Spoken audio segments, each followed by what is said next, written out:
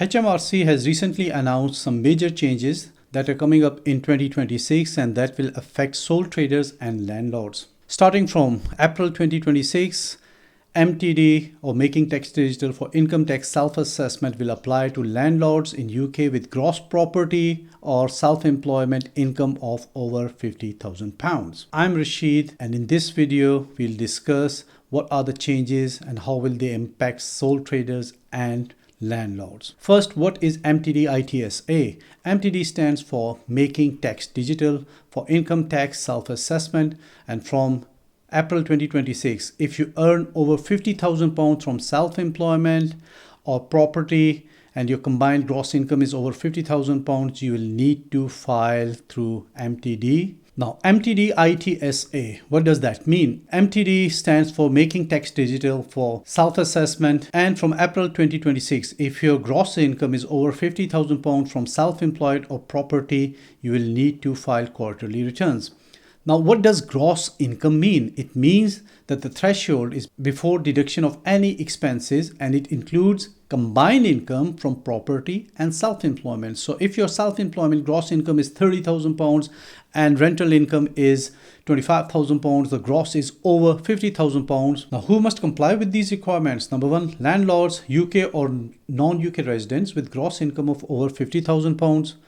Number two, sole traders if their combined income is over £50,000 or their income without rental income is over £50,000.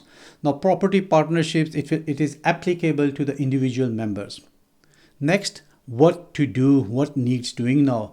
Number one, check your income. If it exceeds £50,000, you will have to comply with these requirements after April 2026.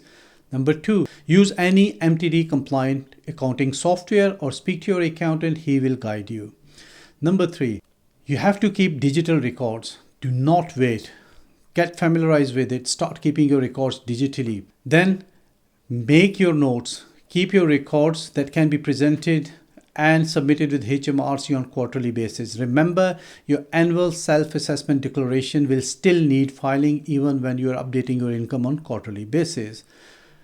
Another very important thing to note is from April 2027, the threshold drops from £50,000 to £30,000. So anyone whose gross income or gross combined income from sole trading and rental income is more than £30,000, they may need to file quarterly tax return. Going further, in April 2028, it is in plan that this threshold of £30,000 may be reduced to £20,000, but it's still under review.